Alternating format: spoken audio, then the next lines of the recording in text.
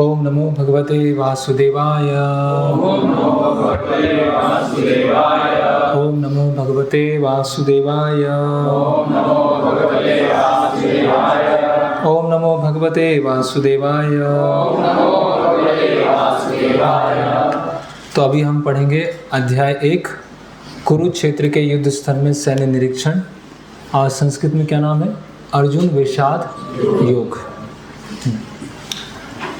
धृतराष्ट्र उवाच धर्मक्षेत्रे कुरुक्षेत्रे समवेतायुत्सवः मामका पांडवश्चैव किम कुर्वत संजय। तो धृतराष्ट्र ने कहा, हे संजय, धर्मभूमि कुरुक्षेत्र में युद्ध की इच्छा से एकत्र हुए मेरे तथा पांडु के पुत्रों ने क्या किया। तो जो भी हम अध्याय पढ़ना प्रारंभ करेंगे उसको हमने अलग अलग सेक्शन में डिवाइड किया है ना। तो इस अध्याय में 2 विभाग हैं, प्रस्तावना और अर्जुन के युद्ध ना करने के कारण। जो प्रस्तावना है वो प्रथम श्लोक से लेके 27वें श्लोक तक प्रस्तावना है ना, एक भूमिका। इस प्रस्तावना को 3 भागों में बांटा गया है। पहले से लेके 11वें श्लोक तक है युद्ध की तैयारी, जिसमें कि दुर्योधन अपनी सेना को देखता है और डिप्लोमेसी, राजनीति वहाँ पर अपनी दिखाता है। तो दूसरा सेक्शन है 12वें से 20वें तक पांडवों के विजय के लक्षण, है ना। पांडवों के पास ऐसा क्या क्या है जिससे निश्चित है कि उनकी विजय होने वाली है। तीसरा है कृष्ण, जिनका एक नाम है अच्युत, भक्त वत्सल, कि कैसे सबसे पहले भगवत गीता में भगवान कैसे आ रहे हैं, है ना। भगवान एक कंट्रोलर के रूप में आ रहे हैं, एक सृष्टिकर्ता के रूप में आ रहे हैं, है ना, या ईश्वर के रूप में आ रहे हैं, या भगवान भक्त वत्सल के रूप में आ रहे हैं। तो भगवान की एंट्री, जैसे मूवीज़ में एंट्री होती है ना हीरो की, तो भगवान की कैसे एंट्री होती है भगवत गीता में। फिर सेक्शन 2 है अर्जुन के युद्ध ना करने के 5 कारण। तो जो 4 कारण है वो इस अध्याय 1 में है, और जो 5वां कारण है वो अध्याय 2 में है। तो पहला कारण है करुणा। अर्जुन को क्या आ गई? करुणा आ गई। 28 से 30वें श्लोक में, 3 श्लोक में बताया। फिर भोग की इच्छा, कि सब अगर मर जाएंगे तो किनके साथ मैं एंजॉय करूँगा, अकेले कैसे एंजॉय करूँगा। 31 से 35 पाप, अगर मैंने मारा अपने संबंधियों को तो मुझे पाप लगेगा, तो इसलिए मैं युद्ध नहीं करूँगा। 36 से 38 वंश का नाश, सब बड़े उनकी मृत्यु हो जाएगी, वंश में जो सब परंपराएं चलती हैं वो नष्ट हो जाएंगी, स्त्रियां प्रदूषित हो जाएंगी, तो बच्चे होंगे, कोई भी धार्मिक कृत्य नहीं करेंगे, पूरा समाज क्या हो जाएगा? नष्ट हो जाएगा। वंश का नाश। 39 से 43। और 5वां है असमंजस, पता नहीं हम जीतेंगे वो जीतेंगे, है ना। तो दूसरे अध्याय का 6वां श्लोक। तो इस तरह से ये इसको हम अध्याय 1 को पढ़ेंगे, और ये बहुत महत्वपूर्ण अध्याय है, क्योंकि जो भी अर्जुन यहाँ पर आर्ग्यूमेंट्स दे रहे हैं, तर्क दे रहे हैं, उसी का उत्तर है भगवत गीता। तो ये जो मुख्यतः 4 आर्ग्यूमेंट्स हैं अर्जुन के, है ना, करुणा, भोग की इच्छा, पाप का डर और वंश का नाश, इन्हीं चारों के उत्तर में भगवत गीता भगवान प्रारंभ करते हैं। और बार बार इन्हीं चारों को भगवान इसका खंडन करते हैं कि अर्जुन तुम सोच रहे हो उससे उल्टा होने वाला, कि तुम युद्ध नहीं करोगे तो ये सब चीज़ें होंगी, पाप लगेगा, है ना, अधर्मी रहेंगे तो वंश का नाश होगा, है ना, और राज्य धार्मिक राजा नहीं करेंगे तो और भोग करेंगे लोग। तो ये भगवान उसके आर्ग्यूमेंट्स में बताते हैं। तो पहला जो श्लोक है वो सबको याद होना चाहिए। एक बार प्रभुपाद जी के एक शिष्य थे जो दक्षिण भारत में प्रचार कर रहे थे। तो उन्होंने प्रभुपाद जी से कहा कि प्रभुपाद, दक्षिण भारत में तो लोग बहुत शास्त्रों को जानते हैं, तो हम भगवत गीता पढ़ के कैसे क्या प्रचार कर पाएंगे, हमें तो और भी बहुत सारे शास्त्रों को जानने की आवश्यकता है। तो प्रभुपाद जी ने कहा कि 30 श्लोक याद करना है। अगर आपने 30 श्लोक याद कर लिए तो आप दक्षिण भारत में जाके किसी भी विद्वान को आप उसको खंडन कर सकते हैं। तो वो 30 श्लोक तो सबको याद होना ही चाहिए। उसमें से ये भी महत्वपूर्ण श्लोक, ये 31वां है एक्चुअली, 30वां, हाँ 30 अलग है। तो तो धर्म क्षेत्रे कुरुक्षेत्रे समवेता युत्सवा माम का पांडवश्चैव किम कुर्वत संजय। तो हमारा जो हम इसमें कोर्स में आगे बढ़ेंगे तो कुछ श्लोक के जो तात्पर्य हैं उसको हम विस्तार से चर्चा करेंगे और कुछ के तात्पर्य को हम जल्दी जल्दी उसका जो थीम है उसके जो मेन पॉइंट्स हैं वो डिस्कस करेंगे, है ना। तो पहला श्लोक है, ये महत्वपूर्ण श्लोक है। तो यहाँ धृतराष्ट्र ने प्रश्न करना पूछा, तो प्रभुपाद जी यहाँ स्टार्ट कर रहे हैं। प्रभुपाद बता रहे हैं कि भगवत गीता एक बहुपठित आस्तिक विज्ञान है जिसका वर्णन गीता महात्म्य में लिखा है ना। और ये भगवत गीता यहाँ इंग्लिश में लिख रहे हैं कि one should read Bhagavad Gita very scrutinisingly, है ना। स्क्रूटिनाइजिंगली मतलब बहुत ही बारीकी से, हमें भगवत गीता बहुत ही बारीकी से पढ़ना चाहिए। With the help of a person who is a devotee of Shri Krishna, किनकी सहायता से? जो भगवान के भक्त हैं उनकी सहायता से। और कैसे समझना चाहिए? विदाउट पर्सनली मोटिवेटेड इंटरप्रिटेशन, स्वार्थ प्रेरित व्याख्याओं के बिना भगवत गीता को समझने का प्रयास करना चाहिए। तो ये दो शब्द बहुत महत्वपूर्ण हैं, बारीकी से, वेरी स्क्रूटिनाइजिंगली, और विदाउट पर्सनली मोटिवेटेड इंटरप्रिटेशंस, स्वार्थ प्रेरित व्याख्याओं के बिना। फिर प्रभुपाद जी बता रहे हैं कि जो अन्य शास्त्रों में लिखा है वो भगवत गीता में है, और जो अन्य शास्त्रों में नहीं है वो ही भगवत गीता में है। ये भगवत गीता की क्या है? बहुत विशेषता। जो भी मैं यहाँ बोलूँगा सब तात्पर्य से ही। तो भगवत गीता में क्या है? जो अन्य शास्त्रों में है, और जो अन्य शास्त्रों में नहीं है वो ही भगवत गीता में है। और ये पूर्ण आस्तिक विज्ञान है। क्यों? क्योंकि पूर्ण पुरुषोत्तम भगवान श्री कृष्ण ने स्वयं इस भगवत गीता को कहा। ओके, तो अभी हम एक एक शब्द पे व्याख्या करते हैं। धर्म क्षेत्रे कुरुक्षेत्र। तो कुरुक्षेत्र क्या है? धर्म क्षेत्र। धर्म क्षेत्र क्यों है? अलग अलग पुराणों में भी इसके बारे में वर्णन किया गया है। यहाँ पर जैसे हम देखते हैं कि जब सूर्य ग्रहण पड़ता है तो द्वारिकावासी, वृंदावनवासी कहाँ जाते हैं? कुरुक्षेत्र जाते हैं। परशुराम जी ने जब 21 बार क्षत्रियों को हटा दिया था, है ना। तो फिर कहाँ पे आए थे वो? स्नान करने के लिए कहाँ है वो? कुरुक्षेत्र में। तो कुरुक्षेत्र क्या है? बहुत धार्मिक जगह। देवी देवता भी कुरुक्षेत्र में वहाँ पर आते हैं। इसीलिए क्या है वो? धर्म क्षेत्र कुरुक्षेत्र। समवेता युत्सवा। समवेता मतलब एकत्रित, युत्सवा मतलब युद्ध करने की इच्छा से, कि ये कौरव और पांडव समवेता युत्सवा, जो युद्ध करने की इच्छा से एकत्र हुए। तो धृतराष्ट्र क्या बता रहे हैं? मेरे और पांडु के पुत्रों ने क्या किया। प्रभुपाद जी एक लेक्चर में बोलते हैं कि कोई अगर रेस्टोरेंट में जाता है और उसके पास एक मेन्यू आती है, क्या क्या आपको खाना है, उसने सब बता दिया कि ये ऑर्डर कर दिया, और वो वेटर लेके भी आ गया और खाना सामने रख दिया।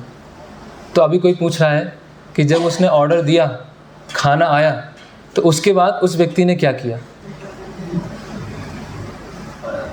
ये पूछने का कोई प्रश्न पूछना चाहिए।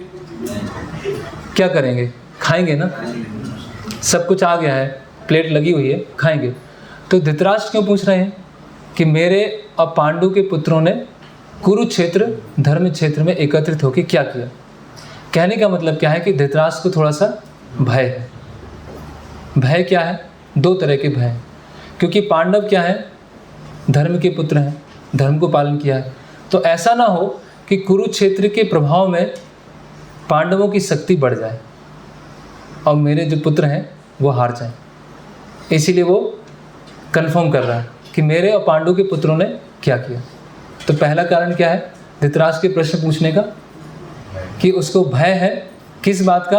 कि धर्म क्षेत्र पांडवों के ऊपर सकारात्मक प्रभाव न डाल दे। ठीक है। दूसरा भय क्या है उसको, कि हो सकता है कि इतना प्रभाव डाले कि पांडव युद्ध छोड़ के ही चले जाएं और राज्य किसको मिल जाए, मेरे पुत्रों को मिल जाए, है ना। तो माइंड क्या कर रहा है, वो डामाडोल हो रहा है उसका। लग रहा है कहीं पांडव की शक्ति ना बढ़ जाए, कहीं लग रहा है पांडव वैराग्य ना ले लें। तो वो कंफर्म कर रहा है, भय उसको हो रहा है कि मेरे और पांडु के पुत्रों ने क्या किया। ये धृतराष्ट्र के प्रश्न के पीछे उसकी मनोवृत्ति है। तो जो व्यक्ति धृतराष्ट्र का अर्थ क्या होता है, धृत मतलब जकड़ना और राष्ट्र मतलब जो अपने देश को, है ना। तो जो अपने देश को जकड़ के रखता है उसको बोलते हैं धृतराष्ट्र, है ना। जिसकी बहुत अधिक राष्ट्र से और समृद्धि से बहुत ज़्यादा आसक्ति है, वह है धृतराष्ट्र। तो प्रभुपाद जी लिखते हैं भागवतम के एक तात्पर्य में कि पहले महाभारत काल में एक ही धृतराष्ट्र था, लेकिन अभी हर घर में धृतराष्ट्र है ना। घर में धृतराष्ट्र कैसे है कि घर छोड़ा नहीं जाता है, घर छोड़ नहीं पाता। तो उसके लिए घर कैसे छोड़ेंगे, जो विदुर जैसे जब भक्त आते हैं तो फिर वो क्या करते हैं, वो घर छोड़ते हैं। तो जिसने घर के प्रति क्या है, बहुत अधिक आसक्ति है। जब व्यक्ति को घर के प्रति, अपने राष्ट्र के प्रति बहुत आसक्ति होती है तो वो क्या करता है, माम का पांडवश्चैव, मेरे और पांडु के पुत्रों ने क्या किया। अभी दोनों तो धृतराष्ट्र के पुत्र हैं, करेक्ट। तो ये बोलने की क्या जरूरत है कि मेरे और पांडु के पुत्रों ने क्या किया। वो ये बोल सकते हैं कि युद्ध में क्या हुआ। तो क्या मेरे और पांडु के पुत्र, मतलब मेरे पुत्र अलग हैं और पांडु के पुत्र अलग हैं। तो ये अपना पराया की जो भावना आ गई, वो क्यों आ रही है, क्योंकि अपने राष्ट्र को पकड़ के रखा है, इस बहुत ज़्यादा आसक्ति है। तो माम का पांडवश्चैव, कि मेरे और पांडु के पुत्रों ने क्या किया। तो कहने का मतलब क्या है कि यहाँ से धृतराष्ट्र का जो मन है वो भी दिखता है कि वास्तव में धृतराष्ट्र पांडु के पुत्रों को तो जो उनका एक सही तरह से जो राज्य मिलना चाहिए वो भी देना नहीं चाहता। वो क्या चाहते हैं, मेरे पुत्र। जब बोला माम का पांडवश्चैव, तो मेरे पुत्र बोले मतलब मेरे पुत्र को ही राज्य मिलना चाहिए, पांडु के पुत्रों को राज्य नहीं मिलना चाहिए। तो ये धृतराष्ट्र के मन में ये इसको बोल सकते हैं, एक प्रभुपाद जी इसी श्लोक के एक लेक्चर में बोलते हैं कि भौतिक जगत कहाँ क्या है, जहाँ पे पॉलिटिक्स है, जहाँ पे द्वेष है और जहाँ पर भौतिक इच्छाएं हैं, वो है भौतिक जगत। और जिस स्थान में पॉलिटिक्स नहीं है, जिस स्थान में भौतिक इच्छाएं नहीं है और जिस स्थान में द्वेष नहीं है, वो क्या बन जाएगा, आध्यात्मिक जगत। तो धृतराष्ट्र में ये तीनों चीज़ें कूट कूट के भरी हुई है। डिप्लोमेटिक बिहेवियर है। धृतराष्ट्र को किस किस ने समझाया,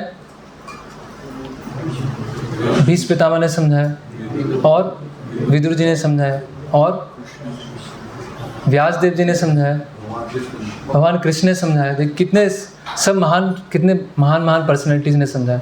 कृष्ण ने, व्यासदेव जी ने, भीष्म पितामह ने, विदुर ने, इवन संजय ने भी समझाया। उनके सचिव थे, उन्होंने भी कुछ समय के लिए समझाया। लेकिन क्या है, व्यक्ति की जब आसक्ति होती है तो इतने महान लोग, स्वयं भगवान भी समझा रहे हैं तो भी दिमाग में कुछ इतनी मोटी परत जमी हुई है कि कोई अंदर भेद ही नहीं पा रहा है। है ना, क्यों? क्योंकि अपने राष्ट्र को पकड़ के रखा है धृतराष्ट्र, है ना।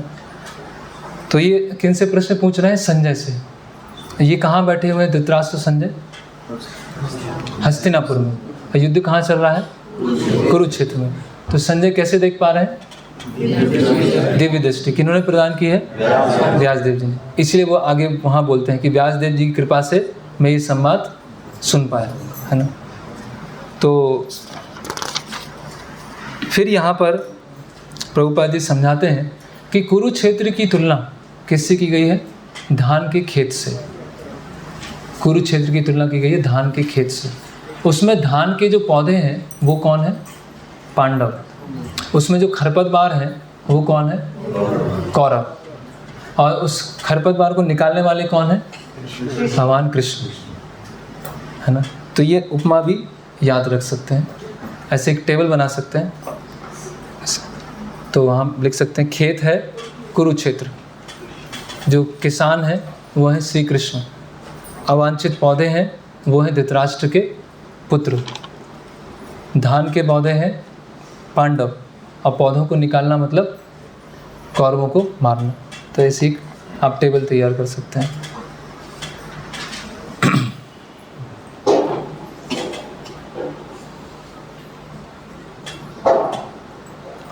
तो ये पहले श्लोक के बारे में है। मुझे दो रीजन बताया धृतराष्ट्र के भय के। हाँ दूसरा रीजन बताया कि और फेवर कर देगा तो पांडव अनासक्त हो जाएंगे। हाँ और चले जाएंगे। हाँ वो तो धृतराष्ट्र के लिए अच्छा है।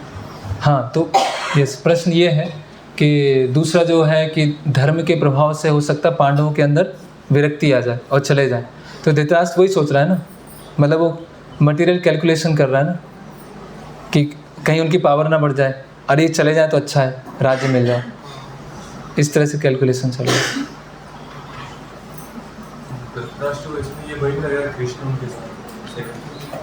प्रश्न है कि धृतराष्ट्र को ये भय नहीं लग रहा है कि कृष्ण उनके साथ है, कृष्ण तो लड़ेंगे ही नहीं,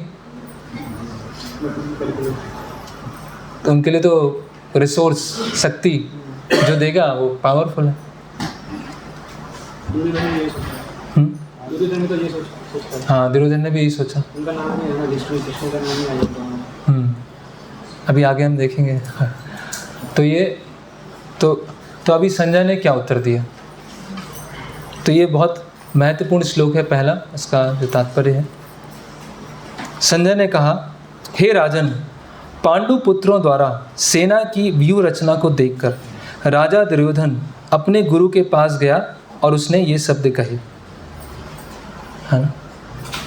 हे राजन, किनको बोल रहे हैं? धृतराष्ट्र। पांडु पुत्रों द्वारा सेना की व्यूह रचना को देखकर राजा दुर्योधन, क्या है? राजा दुर्योधन। अभी राजा उस समय कौन है? दुर्योधन है, धृतराष्ट्र है। तो क्यों बोल रहे हैं राजा दुर्योधन? तो धृतराष्ट्र को थोड़ा सा दिलासा देने के लिए लिख रहे हैं, प्रभुपाद जी तात्पर्य में लिख रहे हैं। हालांकि दुर्योधन राजा नहीं है, लेकिन फिर भी उसको थोड़ा सा ऐसे पीठ थपथपाते हैं ना किसी की, हाँ राजा राजा राजा दुर्योधन, है ना। तो जो धृतराष्ट्र है वो जन्म से तो अंधा है ही, लेकिन आध्यात्मिक ज्ञान में भी क्या है, वो अंधा है ना। तो इसीलिए प्रभुपाद जी यहाँ लिखते हैं कि धर्म के मामले में भी अंधा है, और हालांकि जो पांडव हैं जो प्रारंभ से ही धर्म के प्रतीक हैं और धर्म को पालन किया है, लेकिन उन्होंने धृतराष्ट्र ने हमेशा उनको क्या कर दिया है, साइड लाइन कर दिया है, उनको साइड में कर दिया। और जो दुर्योधन है, अभी दुर्योधन अगर राजा है तो उसको सेनापति के पास जाने की क्या जरूरत है? सेनापति को राजा के पास आना चाहिए ना, है ना। इसमें क्या है कि राजा दुर्योधन पांडवों की व्यूह रचना को देखकर अपने सेनापति के पास में, एक्चुअली इसमें अपने गुरु के पास गया। किनके पास? द्रोणाचार्य के पास, है ना। तो जो सेनापति वो राजा के पास में आते। कहने का मतलब क्या है कि दुर्योधन को भी क्या है, पांडवों की सेना को देखकर भय हो गया कि पांडवों की इतनी अच्छी तरह से जो सेना अरेंज हुई है उसको देखकर भय हो गया, और उस भय को वो छुपा नहीं पा रहा है, और उस छुपाने के लिए वो खुद द्रोणाचार्य के पास में जा रहा है। तो दुर्योधन किस तरह से डिप्लोमेटिक बिहेवियर है वो हम देखेंगे। इसके पॉइंट हैं दुर्योधन के डिप्लोमेटिक बिहेवियर। तो ये भी होमवर्क है, अब ये डिस्कशन हो जाएगा, है ना। तो क्या दुर्योधन क्या देखता है, तो हम देखते हैं शुरुआत से ही एक जगह अर्जुन है और एक जगह दुर्योधन।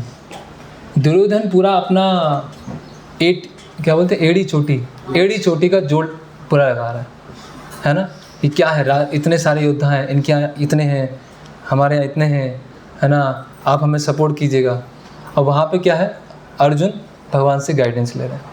तो एक डिप्लोमेटिक बिहेवियर में और एक भक्त में अंतर पता चल रहा था, है ना। डिप्लोमेटिक व्यक्ति क्या होता है, अपनी कहीं ना कहीं सिक्योरिटी ढूंढता रहता है, सुरक्षा ढूंढता रहता है। कहाँ सुरक्षा ढूंढता है? बाहर, है ना। लेकिन अर्जुन जो है वो कहाँ सुरक्षा ढूंढ रहे हैं? भगवान कृष्ण की शरण में। तो अभी पूरा जो करीब 8 श्लोक आने वाले हैं उसमें दुर्योधन का राजनीतिक व्यवहार दिखाई दे रहा है। तो क्या दुर्योधन ने क्या किया? चौथा श्लोक, सॉरी तीसरा। हे आचार्य, कौन बोल रहे हैं? दुर्योधन किनको बोल रहे हैं? द्रोणाचार्य को। पांडु पुत्रों की विशाल सेना को देखें, जिसे आपके बुद्धिमान शिष्य द्रुपद के पुत्र ने इतने कौशल से व्यवस्थित किया। अभी दुर्योधन यही बोल सकता है कि आपके शिष्य धृष्टद्युम्न ने इतने कौशल से व्यवस्थित किया। वो क्यों बोल रहा है कि आपके शिष्य द्रुपद के पुत्र ने इसको व्यवस्थित किया? ऐसा क्यों बोल रहा है? धृष्टद्युम्न भी बोल सकते थे, क्योंकि द्रुपद के साथ क्या है? शत्रुता। तो दुर्योधन क्या कर रहा है? वो शत्रुता को याद दिला रहा है। देखो कैसे लोगों का डिप्लोमेटिक बिहेवियर होता है। वो डायरेक्ट नहीं बोल सकता, इनडायरेक्ट, कि देखो कितना अच्छी तरीके से आपके शिष्य द्रुपद के पुत्र ने। अभी यहाँ हम देखते हैं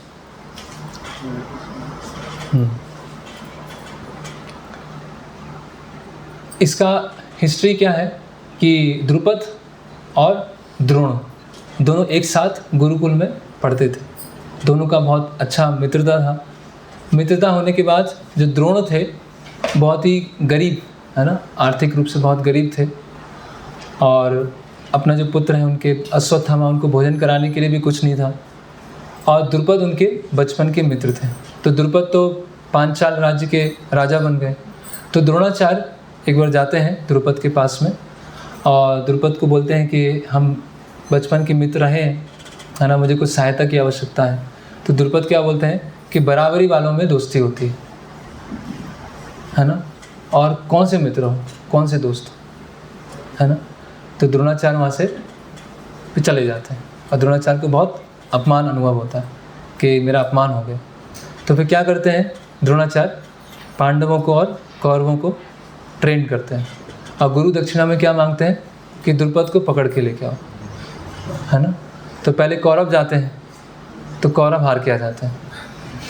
तो पांडव जाते हैं और अकेले अर्जुन द्रुपद को पकड़ के लेके आते हैं पूरा बांध के और द्रोणाचार्य के पास में रख देते हैं, है ना। अभी राज्य किसका हो गया? द्रोणाचार्य का, क्योंकि राजा तो पूरा सरेंडर हो गया। तो द्रोणाचार्य बोलते हैं कि अभी तुम्हारी स्थिति क्या है और मेरी स्थिति क्या है? तो बराबरी के बीच में मित्रता होती है ना, तो मेरे मित्र नहीं है। और फिर वो बोलते हैं ब्राह्मण अपने पास आई हुई संपत्ति को रखता नहीं है, वो वापस दे देता है। तो मैं अपना राज्य है तो मैं वापस दे देता हूँ, जाओ। तो द्रुपद को क्या लगता है? बहुत अपमान हो जाता है ना। अभी वही चल रहा है, ईगो बैटल चल रहा है ना। इनका अपमान हुआ तो इन्होंने बदला लिया, अभी द्रुपद का अपमान हुआ तो वो कैसे बदला लेंगे? एक यज्ञ करते हैं और यज्ञ में प्रार्थना करते हैं कि ऐसे पुत्र का जन्म हो जो द्रोणाचार्य को मारने वाला। तो धृष्टद्युम्न का जन्म होता है। और द्रुपद क्या बोलते हैं कि तुमको धनुर्विद्या सीखना है। किसके पास सीखना है? द्रोणाचार्य के पास। और धृष्टद्युम्न को कहाँ भेजते हैं? द्रोणाचार्य के पास। अभी द्रोणाचार्य क्या है? ब्राह्मण है लेकिन शुद्ध भक्त नहीं है।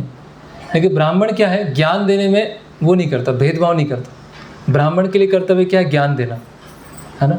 अभी वो उनको मारने वाला है, फिर भी द्रोणाचार्य ज्ञान देने के लिए तैयार है।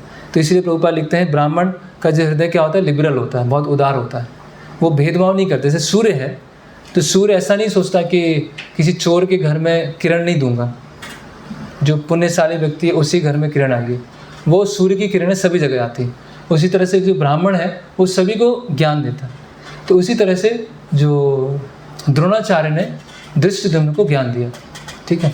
कई लोग द्रोणाचार्य के ऊपर आक्षेप लगाते हैं कि द्रोणाचार्य ने एकलव्य को ज्ञान नहीं दिया, है ना, भेदभाव किया। लेकिन द्रोणाचार्य ने धृष्टद्युम्न को ज्ञान दिया और ये पता था कि धृष्टद्युम्न को मारने वाला है ना, लेकिन एकलव्य को ज्ञान नहीं दिया। क्यों ज्ञान नहीं दिया? क्योंकि धृष्टद्युम्न धर्म की स्थापना करने में मदद करेंगे और एकलव्य क्या करने वाला है? उल्टे ही करने वाला है। वो भगवान कृष्ण के विरोध में ही खड़ा होगा, अर्जुन के विरोध में ही खड़ा होने वाला। इसीलिए द्रोणाचार्य ने एकलव्य को ज्ञान नहीं दिया और एकलव्य का क्या किया?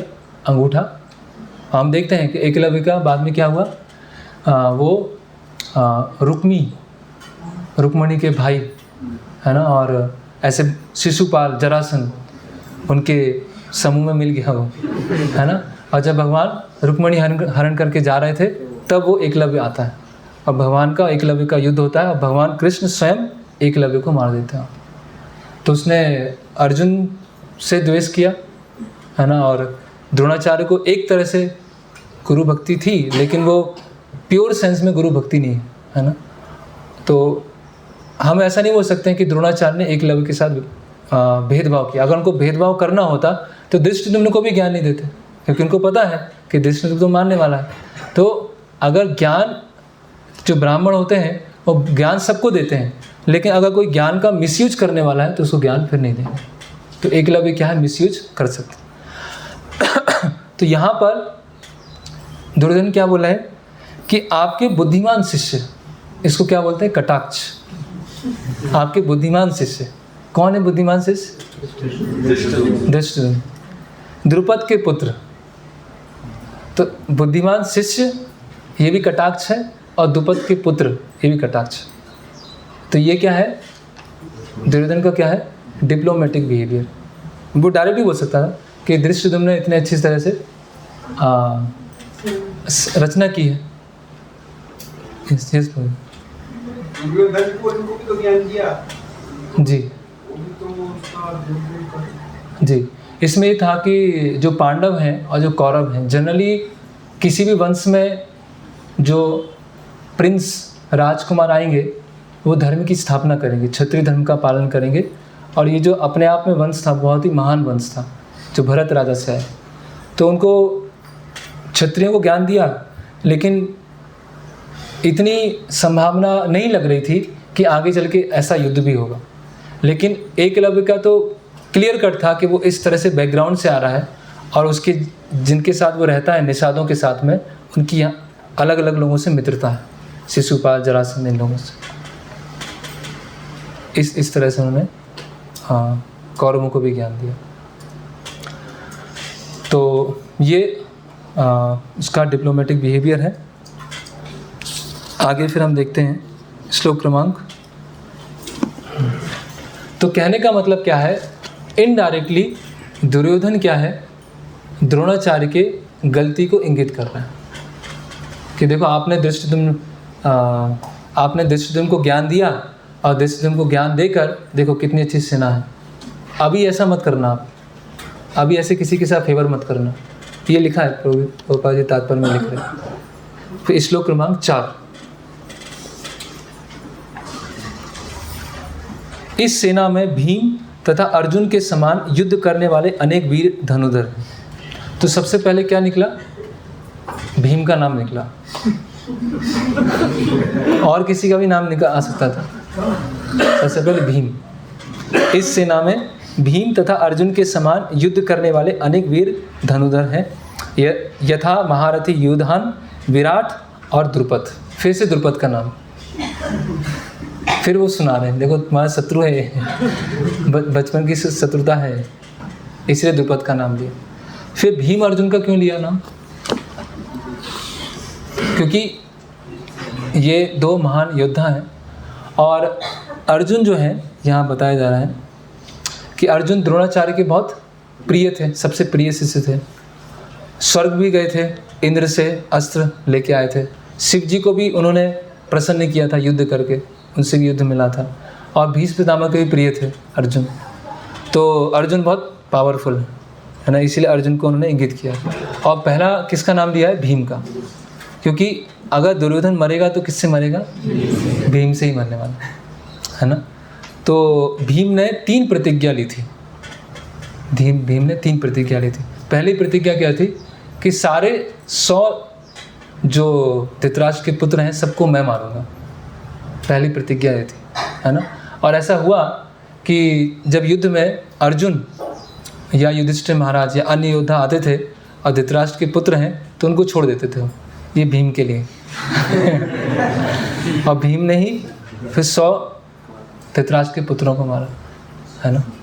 फिर दूसरी प्रतिज्ञा क्या थी, दूसरी प्रतिज्ञा थी दुर्योधन की जंघा को तोड़ देना, है ना। क्योंकि जब कुरु सभा में अपमान करने का प्रयास किया और दुर्योधन ने बोला कि द्रौपदी मेरे ऐसे गोद में बैठे, तो उस समय भीम ने प्रतिज्ञा किया कि मैं इसका जंघा तोड़ दूंगा।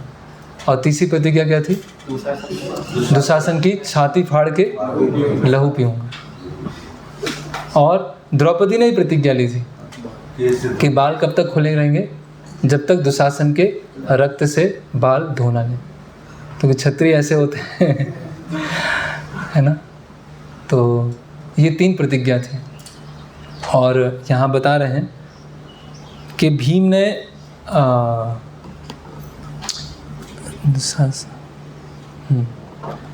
ने दुशासन का जो छाती फाड़ी और हृदय को निकाला, और ब्लड जो रक्त था वो द्रौपदी को पास लेके गया, और द्रौपदी ने फिर वो अपने बालों में अपमान का बदला।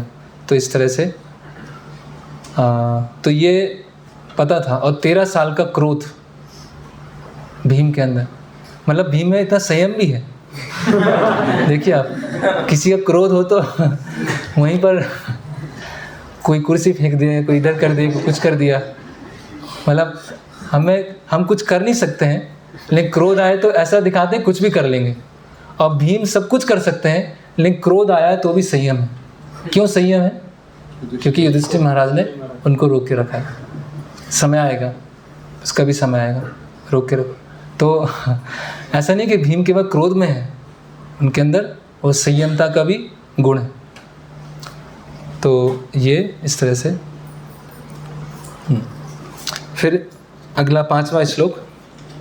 इनके साथ ही दृष्टकेतु, चेतीकान, काशीराज, पुरुजीत, कुंती भोज तथा शैव जैसे महान शक्तिशाली योद्धा भी हैं। ये सब पांडवों के पक्ष में है।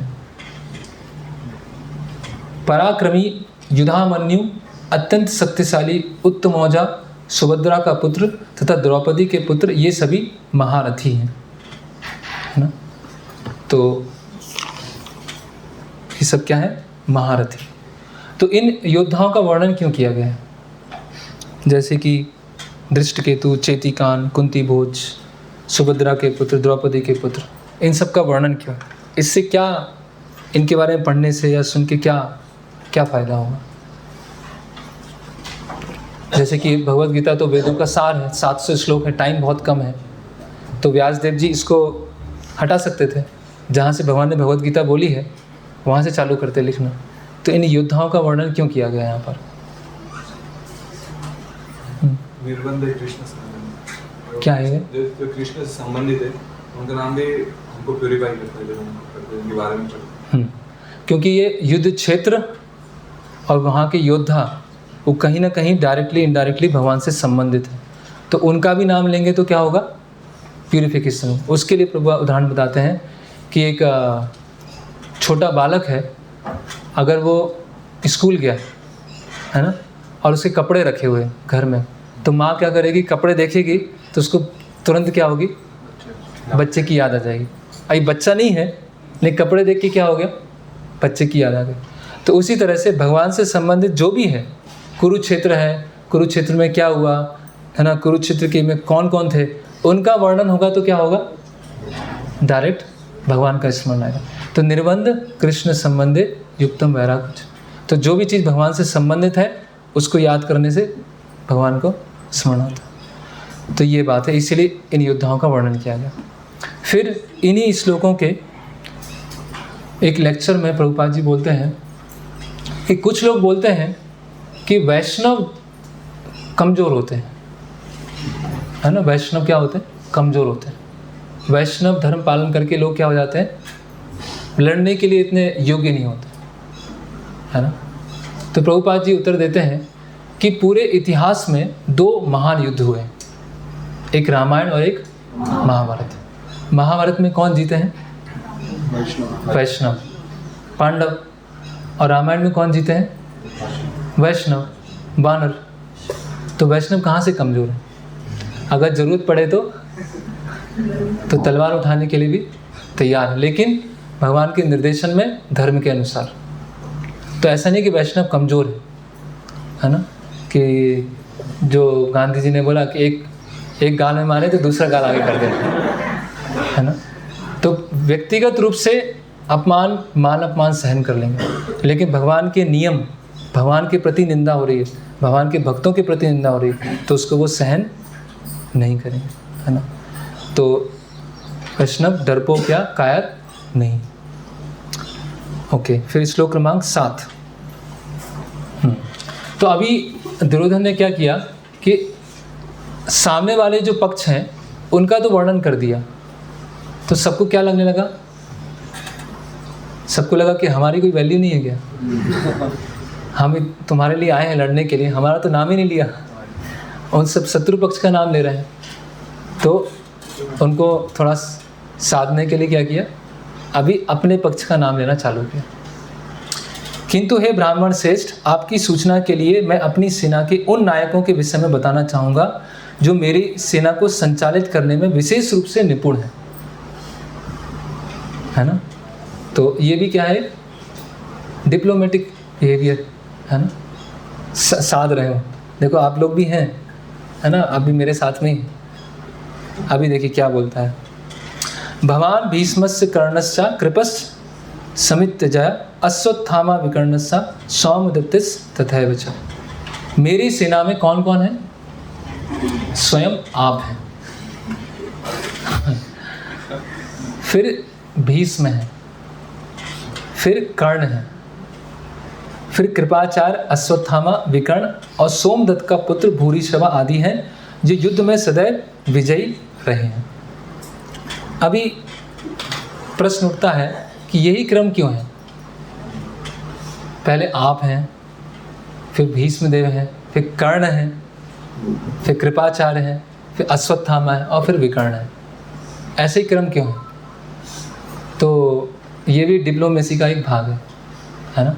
अभी सेनापति कौन है, नहीं भीष्म, भीष्म है ना, और उनको असिस्ट कौन कर रहे हैं, द्रोणाचार्य। तो नाम किसका आना चाहिए पहले, भीष्म, लेकिन भीष्म का नाम ले लिया तो द्रोणाचार्य को अच्छा नहीं लगेगा, पहले उनका क्यों नाम लिया। लेकिन द्रोणाचार्य कौन है, ब्राह्मण, अब भीष्म पितामह कौन है, क्षत्रिय। तो द्रोणाचार्य का अगर नाम लेंगे तो भीष्मदेव को बुरा नहीं लगेगा, तो इसलिए क्या करते हैं द्रोणाचार्य का नाम ले लेते हैं। तो भवान भीष्मस्य कर्णस्य, ये कितना कैलकुलेट करते हैं, है ना, डिप्लोमेस, है ना। फिर भीष्मदेव का नाम क्यों लिया, वो सोच रहा है, भीष्म पितामह ऐसा नहीं सोच रहे हैं कि सेनापति तो भीष्म पितामह है, नाम इनका पहले लिया जा रहा है, तो क्या मुझे निगलेक्ट किया जा रहा है, नहीं, भगवान भीष्म आप हैं और भीष्म पितामह। फिर कर्ण, अभी कर्ण सोच रहा है कि युद्ध में विजय होगी, क्रेडिट किसके पास जाएगा, भीष्म पितामह के पास, तो मैं क्या करूँगा युद्ध लड़के। और कर्ण और भीष्म पितामह का आपस में बनता भी नहीं था, और कर्ण ने ये भी कहा था कि जब तक भीष्म पितामह सेनापति हैं तब तक मैं युद्ध में नहीं लड़ूंगा। फिर भी कर्ण का नाम लिया, क्यों लिया, कि तुम भी साथ में ही हो मेरे, दूर मत समझना। देखिए कितने सातिर दिमाग होता है, कर्ण भी साथ में। कर्ण को नेगलेक्ट ना लगे कि मुझे मेरी उपेक्षा कर दी, है ना। तो अभी कर्ण इतना स्तर का नहीं है कि जिनका द्रोणाचार्य भीष्म पितामह के साथ नाम आए, लेकिन फिर भी कर्ण का नाम ले रहे हैं, है ना, लोगों को जुटाने के लिए। कृपाचार्य, कृपाचार्य कौन है, कृपी कौन थे, द्रोणाचार्य की बहन, और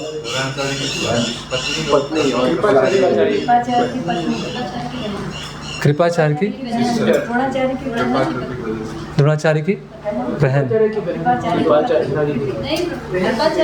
कृपाचार्य और कृपी भाई बहन है। हाँ, कृपी द्रोणाचार्य की पत्नी, यस, अच्छा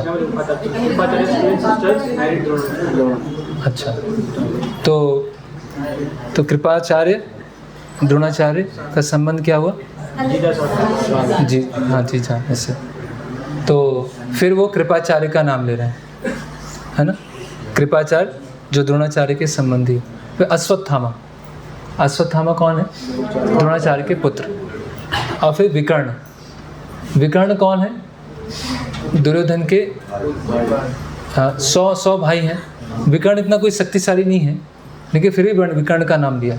क्यों लिया है कि जब द्रौपदी उनका अपमान किया गया तो 100 भाइयों में से केवल विकर्ण ने ही विरोध किया था, और 99 वहीं बैठे हुए थे, केवल विकर्ण ने ही वहाँ विरोध किया। तो विकर्ण कहीं अलग ना हो जाए, तो दुर्योधन क्या बोला है, भगवान भीष्मस्य कर्णस्य कृपस्य समतिजया अश्वत्थामा विकर्णस्य। विकर्ण भी, तुम भी किसी से कम नहीं हो, है ना। द्रोणाचार्य, भीष्म पितामह, कर्ण, इन्हीं के बराबर क्या। तो ये क्या है, डिप्लोमेटिक बिहेवियर। ओके, फिर आगे बढ़ते हैं। अन्ये च बहवा सूरा मदर्थे त्यक्त जीविता नाना शस्त्र प्रहरणा सर्वे युद्ध विशारदा। अभी सबके नाम तो नहीं ले पाएंगे, इतने सारे लोग हैं, कितने के नाम लेंगे। तो क्या बोल रहे हैं, ऐसे अन्य अनेक वीर भी हैं जो मेरे लिए अपना जीवन त्यागने के लिए उद्यत है। तो देखिए, आप पूरा मोटिवेशन लेक्चर दे रहा है दुर्योधन कि कितने सारे वीर हैं आप लोग और मेरे लिए जीवन देने के लिए तैयार है। तो सबको क्या आ जाएगा, हाँ हम भी वीर। तो प्रभुपाद जी क्या लिख रहे हैं तात्पर्य में कि हाँ सही में ये मरने वाले हैं, सही में ये जीवन देने के लिए। और नाना शस्त्र प्रहरणा सर्वे युद्ध विशारदा, कि ये युद्ध में बहुत क्या है, कुशल हैं। और नाना शस्त्र प्रहरणा, बहुत सारे अस्त्र शस्त्र हैं, फिर भी क्या हुआ, हार गए। युद्ध में बहुत, युद्ध में कौशल है, सारे अस्त्र शस्त्र हैं, फिर भी हार चुके हैं, है ना। फिर 10वां, अभी भी उसका मन नहीं भरा दुर्योधन का। अपर्याप्तम तस्माकम बलम वीक्षा भी रक्षितम, है ना। तो इसमें शब्द क्या आ रहा है, अपर्याप्तम। अपर्याप्त मतलब, पर्याप्त मतलब सफिशिएंट, अपर्याप्त मतलब, अपर्याप्तम के दो अर्थ हैं, एक है बहुत सारा और एक क्या है जो पर्याप्त नहीं है। हमारी शक्ति क्या है, बहुत सारी। क्यों, क्योंकि भीष्म द्वारा प्रोटेक्टेड है। लेकिन हमारी शक्ति क्या बहुत पर्याप्त नहीं है, क्यों, क्योंकि भीष्म द्वारा प्रोटेक्टेड है।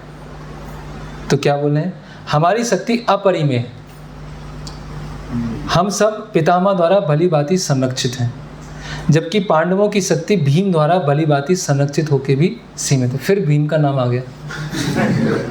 जिससे डर होता है, जिससे द्वेष होता है, वो नाम आ ही जाता है बार बार। तो यहाँ पर बता रहे हैं कि अपर्याप्तम, इसका एक अर्थ है आवर स्ट्रेंथ इज इमेजरेबल और दूसरा है आवर स्ट्रेंथ इज इनसफिशिएंट। तो इसके द्वारा क्या दुर्योधन बताना चाह रहा है कि भीष्म पितामह जब सुनेंगे अपर्याप्तम तस्माकम बलम भिक्षा भी रक्षितम, तो भीष्म पितामह को क्या लगेगा कि हमारी शक्ति क्या है, बहुत पर्याप्त है, बहुत शक्ति है। तो भीष्म पितामह खुश हो गए। फिर आवर स्ट्रेंथ इज इनसफिशिएंट, हमारी शक्ति क्या है, पर्याप्त नहीं है। तो इसके लिए किसका चाहिए, आप सबका सपोर्ट चाहिए। तो दोनों खुश, भीष्म भी खुश, भीष्म पितामह को तो परवाह नहीं है, लेकिन वो ऐसे कैलकुलेशन कर रहा है। Thus the expert diplomat Duryodhana encourage both Bhishma and Drona with this one word। तो ये आचार्य बता रहे हैं कि एक शब्द के द्वारा वो द्रोणाचार्य और भीष्म पितामह दोनों को इनकरेज कर रहा है। ओके, 11वां अंतिम जो क्या बता रहे हैं, अन्येषु च सर्वेषु यथा भागस अवस्थिता भीष्म मेवाभिरक्षन्तु भवन्ता सर्व एवि। अतएव सैन्य व्यूह में अपने अपने मोर्चों पर खड़े रहकर आप सभी भीष्म पितामह को पूरी पूरी सहायता दें।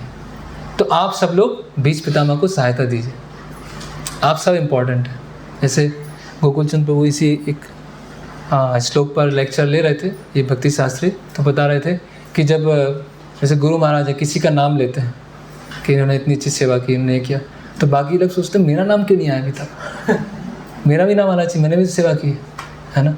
तो दुर्योधन क्या है, कुछ लोगों का नाम ले लिया, लेकिन सबका नाम ले भी नहीं पाएंगे, इतने सारे योद्धा हैं।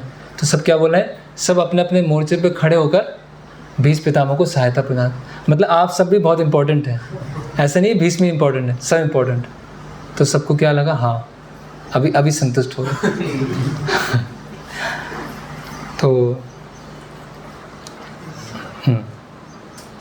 तो दुर्योधन ये क्यों बार बार बोल रहा है, भीष्म मेवाभिरक्षन्तुम भीष्माभिरक्षितम।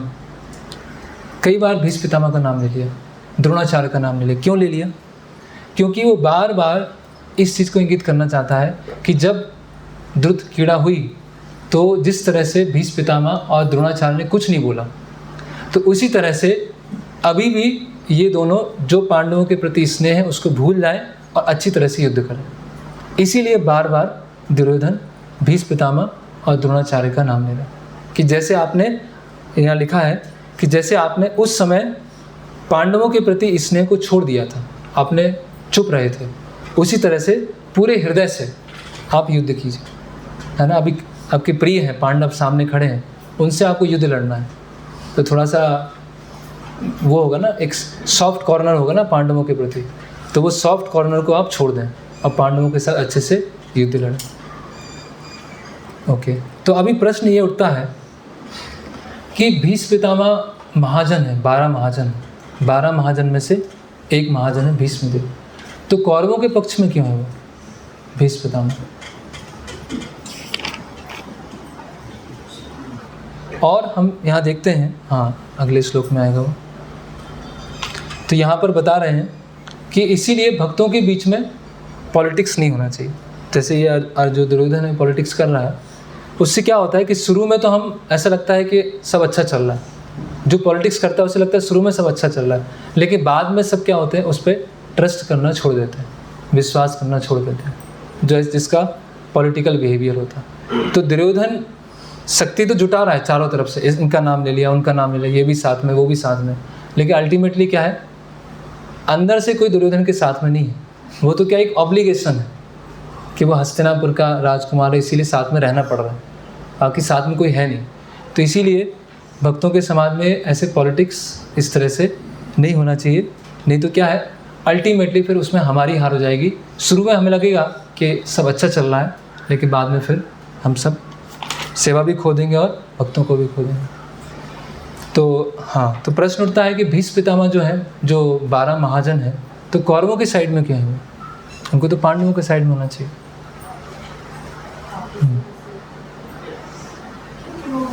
राजा के प्रति बदल में प्रतिज्ञा ली थी, जो भी राजा रहेगा इसको उसका साथ देंगे।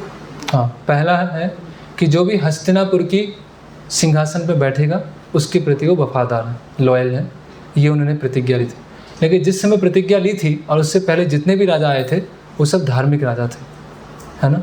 तो संभावना यही थी कि आगे चल के वंश में सब धार्मिक राजा आएंगे, है ना। तो हम देखते हैं कि वैदिक संस्कृति में जो वचनबद्ध होना, ये बहुत बड़ा एक। तो भीष्म पितामह ने 2 वचन लिए थे, एक आजीवन ब्रह्मचारी और दूसरा हस्तिनापुर के सिंहासन के प्रति वफादारी, है ना। तो उस वचन को उन्होंने अंतिम समय तक पालन किया, पहला ये कारण। दूसरा प्रभुपाद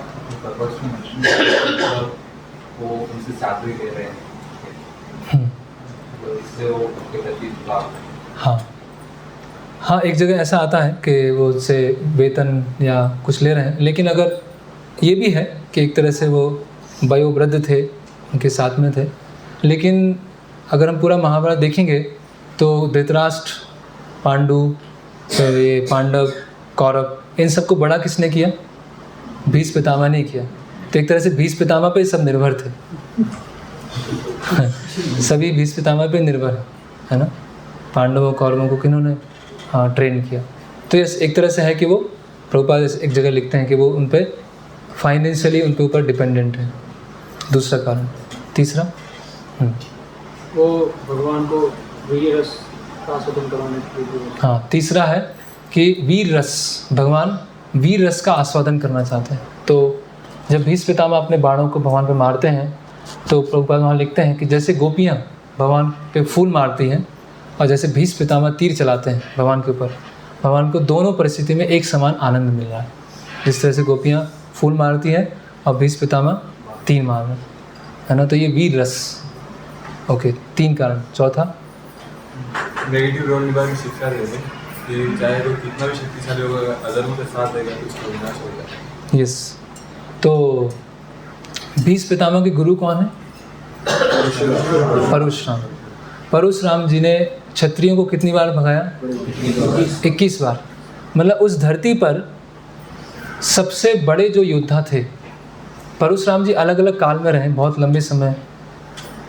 उस समय जो सबसे बड़े योद्धा हैं वो कौन है? परशुराम जी। उनको किसने हरा दिया? भीष्म देव ने।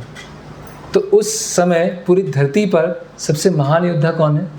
भीष्म पितामह। अगर भीष्म पितामह जैसे सबसे शक्तिशाली भी अगर अधर्म के पक्ष में है तो ऐसी स्थिति होने वाली है, ये बताने के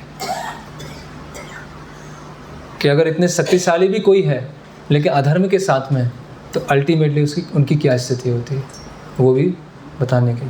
और क्या कारण है भीष्म पितामह? 4 कारण हुए।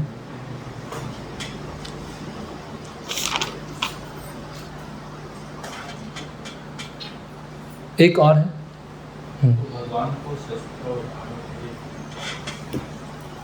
हाँ, भगवान का भक्त वत्सलता कि अर्जुन की सुरक्षा के लिए अपनी प्रतिज्ञा भी भगवान ने तोड़ दी। एक और है, कुरुक्षेत्र युद्ध के बाद क्या हुआ?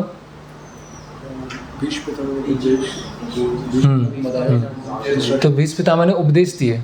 कैसी स्थिति में दिए? बाणों की सैया पर। सोचिए, हमें पैर में कुछ छोटा सा कुछ हो जाए तो पूरा ध्यान जब के समय उधर ही जाएगा। करेक्ट? थोड़ा उंगली में कुछ हो जाए, हाथ में कुछ हो जाए तो जब करेंगे तो पूरे समय उधर ही ध्यान जाए। अब भीष्म पितामह बाणों की सैया पे लेटे हुए और कौन से उपदेश दे रहे हैं? इतने महाभारत के कितने महान उपदेश हैं। तो भगवान भीष्म पितामह का गुणगान करना चाह रहे हैं कि भक्त ऐसी भी स्थिति में है ना, कि बाणों की सैया पे लेटा हुआ है, मृत्यु आने वाली है, लेकिन मन और बुद्धिमान से हमेशा क्या है, वो साउंड लिखते हैं वहाँ पर, मतलब सचेत, मतलब अस्वस्थ नहीं है। बाहरी तौर से अस्वस्थ लग सकता है लेकिन अंदर से क्या है, वो भगवान से कृष्ण भावनामृत में पूरा कनेक्टेड है। और हम प्रभुपाद जी के जीवन में भी देख सकते हैं अंतिम समय में। तो प्रभुपाद जी जो अपने भागवतम पे टीका लिख रहे हैं तो बाहरी तौर से बहुत वीक और बहुत समय से प्रसाद नहीं लिया, पानी नहीं लिया, मेडिसिन कुछ ले रहे हैं, लेकिन भागवतम पे कमेंट्री लिख रहे हैं। तो ऐसी स्थिति में हम देखते हैं तो प्रभुपाद जी के प्रति और आदर की भावना होती है। तो भीष्म पितामह ने ऐसी स्थिति में बाणों की सैया पर लेटकर और इतने धर्म की शिक्षा दी है, तो ये इसके लिए भी भीष्म पितामह ने ये रोल निभाया। तो ये कुछ 5 पॉइंट हैं, इसको याद रख सकते हैं। थोड़ा सा और हम लेंगे, उसके बाद विराम लेंगे। सब थक रहे हैं, थक गए सब। तो ये पहला युद्ध की तैयारी पूरा हुआ। तो एक होमवर्क है, क्या है, किस तरह से दुर्योधन ने डिप्लोमेसी की है, राजनीति की है, उसको लिखना है। उसके करीब 6 पॉइंट हैं जो मैंने यहाँ पे लिखे हैं, तो आप लोग लिख के लाइएगा। ओके, अब पांडवों के विजय के लक्षण। तो श्लोक क्रमांक 12 है। ओके, अभी दुर्योधन ने अपनी सारी तिगड़म चला ली, सारी अपनी डिप्लोमेसी दिखा ली। तो भीष्म पितामह ने क्या किया, दुर्योधन को उत्साह देने के लिए अपना शंख लिया और शंख बजाया, है ना। तब कुरु वंश के वयोवृद्ध परम प्रतापी तथा वृद्ध पितामह ने सिंह गर्जना की सी ध्वनि करने वाले अपने शंख को उच्च स्वर से बजाया, जिससे दुर्योधन को हर्ष हुआ। तो भीष्म पितामह ने अपना शंख वहाँ पे बजाया। तो शंख क्या है, किसका प्रतीक है? भगवान विष्णु का। शंख क्या है? भगवान विष्णु का प्रतीक। तो शंख बजाकर भीष्म पितामह ने क्या बोल दिया कि तुम्हारी विजय नहीं होने वाली, तुम हारने वाले। ऐसा प्रभुपाद जी तात्पर्य में लिख रहे हैं। तो हम देख रहे हैं प्रभुपाद जी जो शुद्ध भक्त हैं, उनके आंतरिक भावना क्या है वो हमें आचार्यों की कमेंट्री से पता चलती है।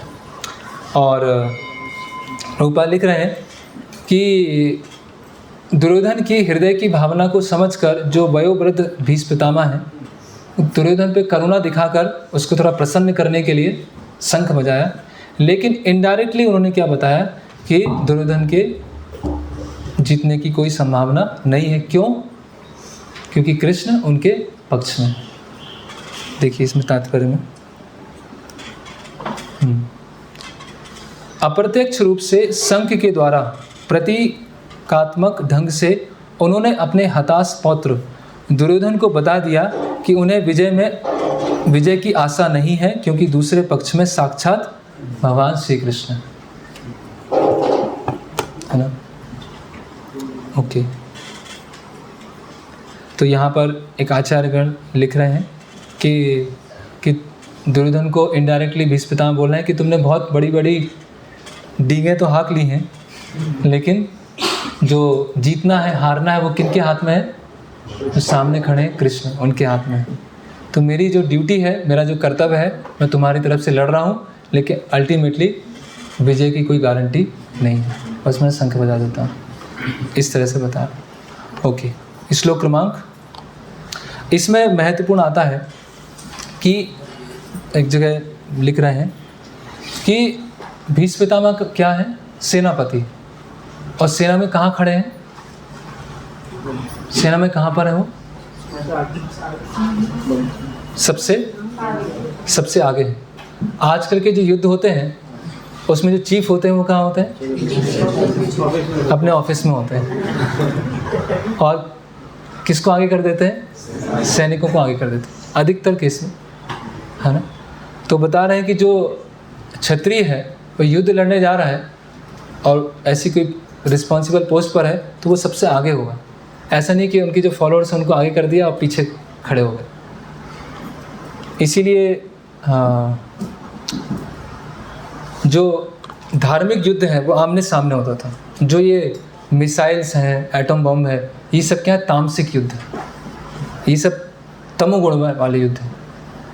वैदिक संस्कृति में युद्ध हुए हैं, लेकिन किसके लिए हुए हैं? धर्म की स्थापना के लिए युद्ध। लेकिन अभी जो युद्ध किस लिए होते हैं कि मैं एक अधर्म को पालन करता हूँ और ये एक अधर्म को पालन करता है, दोनों में से कौन बड़ा अधर्मी है, उसके लिए युद्ध होता है ना। जो चाइना है वो एक तरह से अधर्म कर रहा है, अमेरिका दूसरी तरह से अधर्म कर रहा है, और दोनों, कई लोग पूछते हैं कि अगर कोई युद्ध भूमि में मारा जाएगा उसकी क्या गति होगी।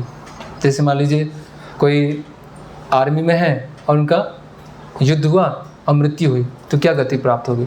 इस धर्म युद्ध में तो क्या हुआ? स्वर्ग प्राप्त हुआ, या सायुज्य मुक्ति प्राप्त हुई, या फिर भगवत धाम गए। तो क्या जो युद्ध में मारे जाएंगे उनको स्वर्ग प्राप्त होगा? स्वर्ग किसको प्राप्त होता है?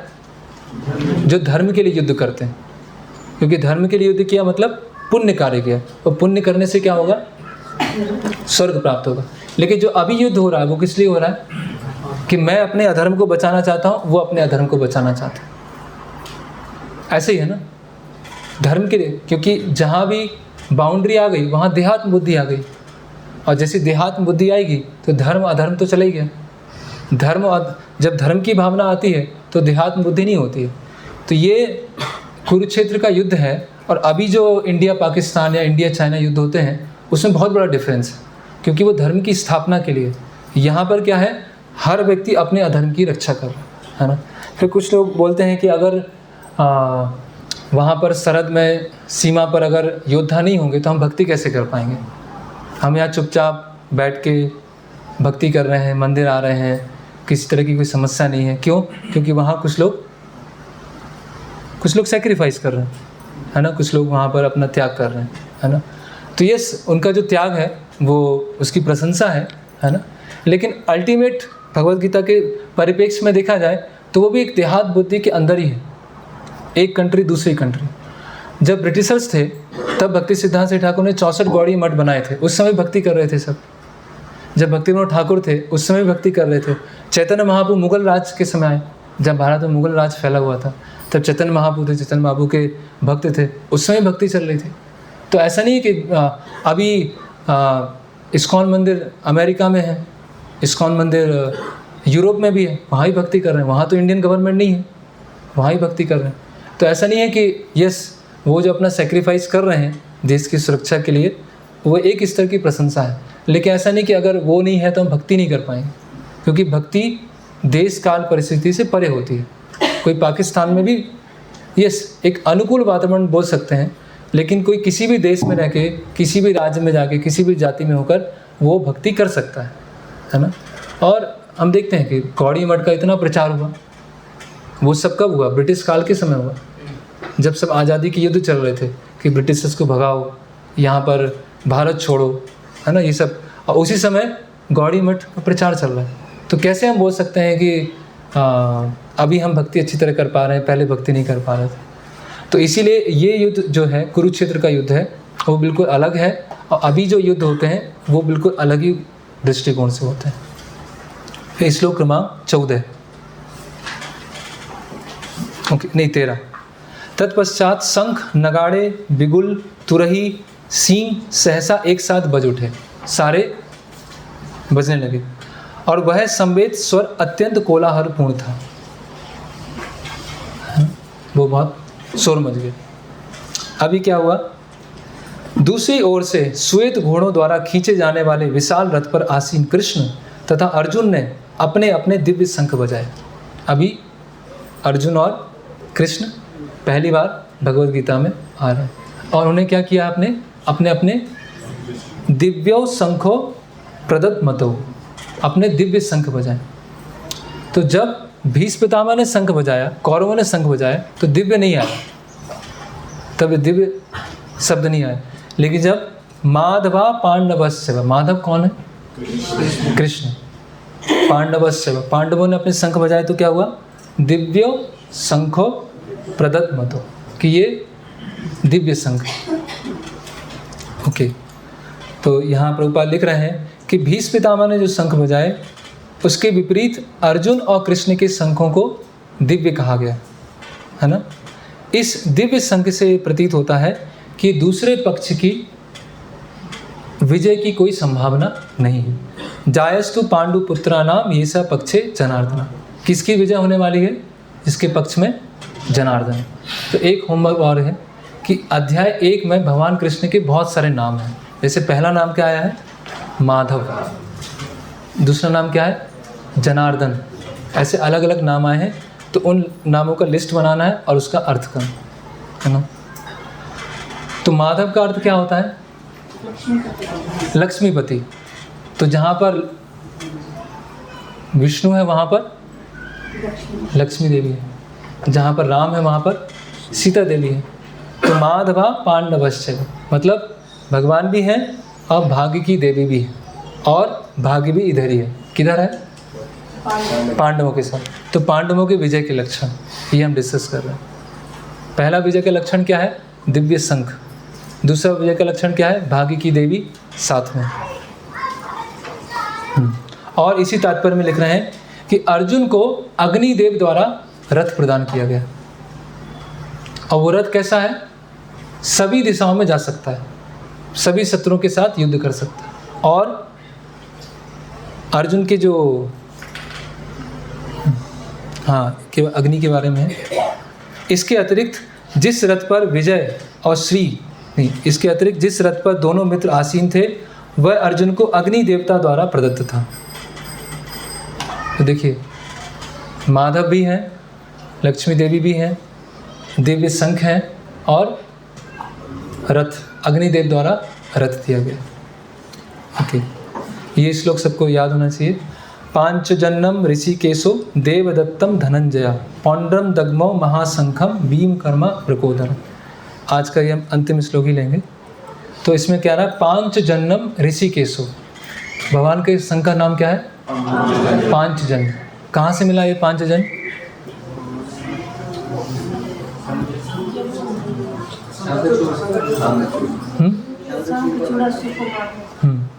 पंचजन्य नाम का एक राक्षस था। कब गए थे वो मारने भगवान? जब सांदीपनी मुनि ने गुरु दक्षिणा मांगी थी, तो वहाँ से उनको क्या मिला था? पांचजन्य। पांचजन्यम ऋषिकेश। भगवान का एक नाम क्या है? ऋषिकेश। ऋषिकेश मतलब इंद्रियों के स्वामी। तो यहाँ प्रभुपाद जी तात्पर्य में लिख रहे हैं कि भगवान इंद्रियों के स्वामी हैं और इंद्रियों को दिशा निर्देशन देते हैं। जैसे जीव क्या है, भगवान का अंश है, तो जीव की जो इंद्रियां हैं वो भी भगवान की इंद्रियों का क्या है, अंश है। तो जीव अपनी इंद्रियों को जितना भगवान की सेवा में लगाएगा उतना भगवान डायरेक्ट करेंगे। कहने का मतलब क्या है कि भगवान केवल अर्जुन को डायरेक्ट नहीं कर रहे हैं, अर्जुन का दिशा निर्देशन नहीं कर रहे हैं, वो हर जीव का कर सकते हैं। ये ऋषि के शब्द का अर्थ है कि भगवान हर किसी की इंद्रियों को दिशा निर्देशन दे सकते हैं। शर्त क्या है, अर्जुन जैसा सरेंडर करना पड़ेगा। जितना सरेंडर होगा उतना भगवान डायरेक्ट करेंगे। देखिए कितना अच्छा तात्पर्य है ये, इसमें लिखा है भगवान समस्त जीवों के हृदयों में स्थित होकर उनकी इंद्रियों का निर्देशन करते हैं। ठीक है, सबके हृदय में स्थित हैं और इंद्रियों का निर्देशन कर रहे हैं, किंतु वे इस तरह निर्देशन करते हैं कि जीव उनकी शरण ग्रहण कर ले। एक्चुअली ये थोड़ा सही अनुवाद नहीं है, इसमें लिखा है but he directs in terms of surrender of living entity. इस अनुवाद को सही नहीं किया गया, इसको नोट कर सकते दशरथ। इसमें लिखा है इंग्लिश में क्या है, सरेंडर जितना होगा उतना वो डायरेक्ट करेंगे, और हिंदी में क्या लिखा है कि किस तरह से निर्देशन देते हैं जिससे वो शरण में आए। दोनों में बहुत अंतर है। And in the case of pure devotee he directly controls the senses. और भक्तों के परिप्रेक्ष्य में तो पूरी तरह से इंद्रियों को वो कंट्रोल में ले लेते हैं, है ना। तो भगवान पार्थ सारथी हैं, पार्थ सारथी है ना, लेकिन भगवान हर किसी के जीवन के सारथी बन सकते हैं, लेकिन शर्त क्या है इसमें,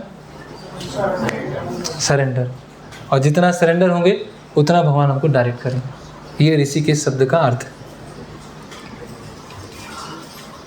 फिर अर्जुन का एक नाम है धनंजय, देवदत्तम धनंजय। धनंजय क्यों नाम है? हाँ, क्यों नाम पड़ा धनंजय? हाँ हाँ, जब यज्ञ हुआ था, राजसूय यज्ञ हुआ था, तो बहुत सारा धन एकत्रित करके लेके आए थे। ओके।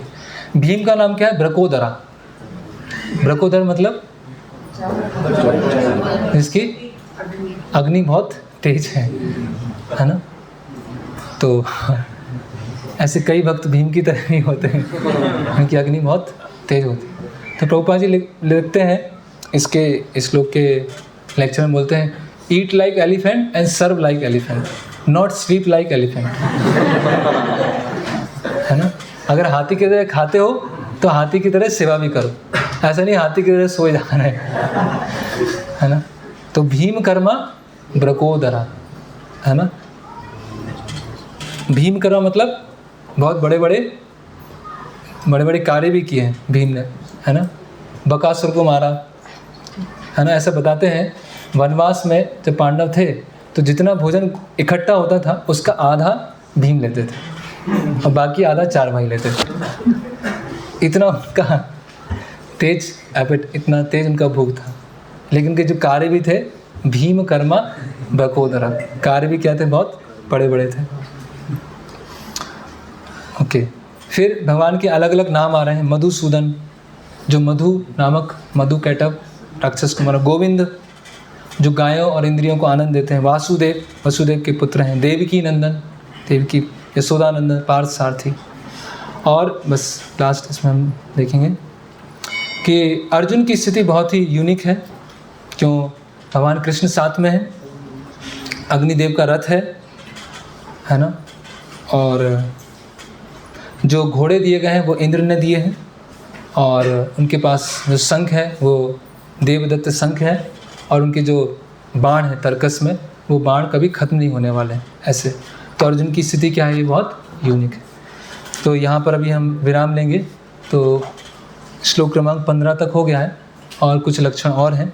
एक और होमवर्क है कि सभी योद्धाओं के नाम और उनके शंख के नाम क्या क्या हैं, किस योद्धा के कौन कौन से शंख हैं, वो आप टेबल बना सकते हैं, है ना। इसमें आएगा अगले, अनंत विजयम राजा कुंती पुत्रो युधिष्ठिर। युधिष्ठिर महाराज के शंख का नाम क्या है? अनंत विजय, ऐसा नकुला सहदेवस्य सुघोष मणिपुष्पक, सुघोष और मणिपुष्पक वो सहदेव और नकुल के। तो यहाँ पर हम विराम लेते हैं। सब टॉर्चर हो गए। हरे कृष्णा। किन्हें कोई प्रश्न है तो पूछ सकते हैं। तो दुर्योधन का डिप्लोमेसी, पांडवों के विजय के लक्षण, शंख के नाम, सब जो भी होमवर्क है आप करते रहिए इनको। कोई प्रश्न? जी इसमें बाद में इंग्लिश से हिंदी में जो गलत हाँ, लाइन होता है उसमें था श्लोक क्रमांक 15 में बताया गया है कि भगवान क्या है, जैसे इंग्लिश में क्या है, directs in terms of surrender of living entity. But he directs in terms of surrender of living entity.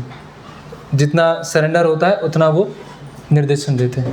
Hindi में क्या है, किंतु वे इस तरह निर्देशन देते हैं कि जीव उनकी शरण ग्रहण कर ले। तो बहुत अंतर है दोनों में। तो जितना शरणागति होता है उतना वो दिशा निर्देशन देते हैं। और कोई प्रश्न? हाँ, यस। तथा से अवगुण बताए थे, एक हाँ। डिप्लोमेटिक, बाकी 2 डिप्लोमेटिक, एनवियसनेस और मटेरियल डिजायर।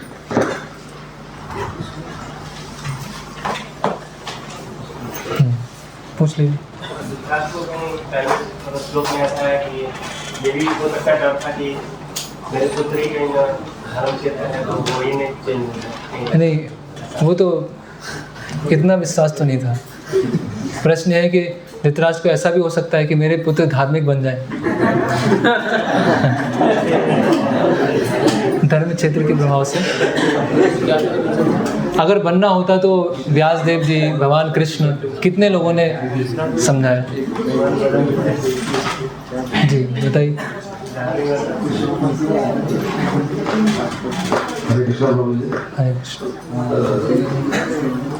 द्रोणाचार्य ने कर्ण को मना कर दिया था शिक्षा देने से, क्योंकि उन्होंने प्रशांत से लिया। कहाँ लिखा है? महाभारत में पढ़ा है आपने? पढ़ा है कि नहीं पूछ रहा हूँ। पढ़ा है कि नहीं पढ़ा? अरे पढ़ा है कि नहीं पढ़ा? सुना है ना, देखा है ना। ऐसा नहीं है, कर्ण को भी शिक्षा दिया था द्रोणाचार्य ने। इसमें बहुत सारे प्रमाण हैं। इसमें कर्ण को कौरवों के साथ में शिक्षा दिया था।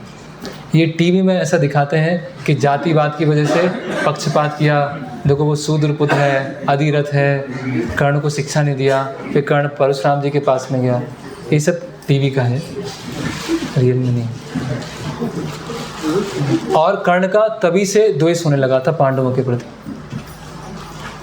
उसका प्रमाण चाहिए तो मेरे पास में है वो। हाँ, यस।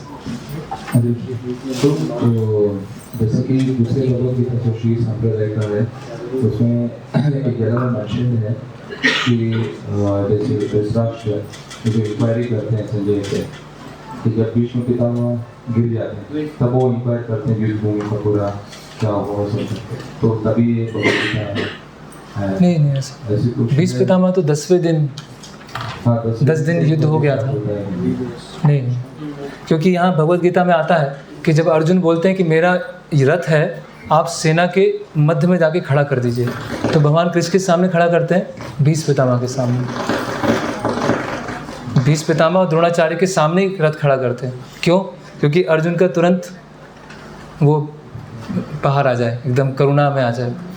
भगवान जानबूझ के वहाँ खड़ा करते हैं। तो जब भीष्म पितामह बाणों की सेना पे लेट गए हैं 10, तो फिर कैसे इंक्वायरी हो? वो देखना पड़ेगा वो क्या है।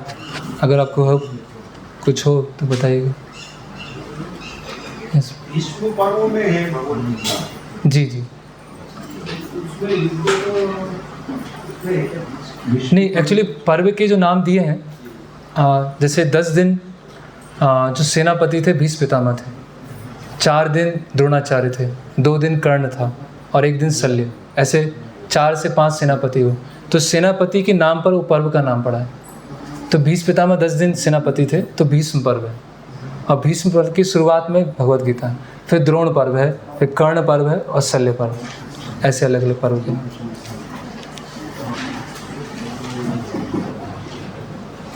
और कोई प्रश्न? ओके, हरे कृष्ण। श्रील प्रभुपाद की जय। श्रीमद् भगवद गीता यथारूप की जय।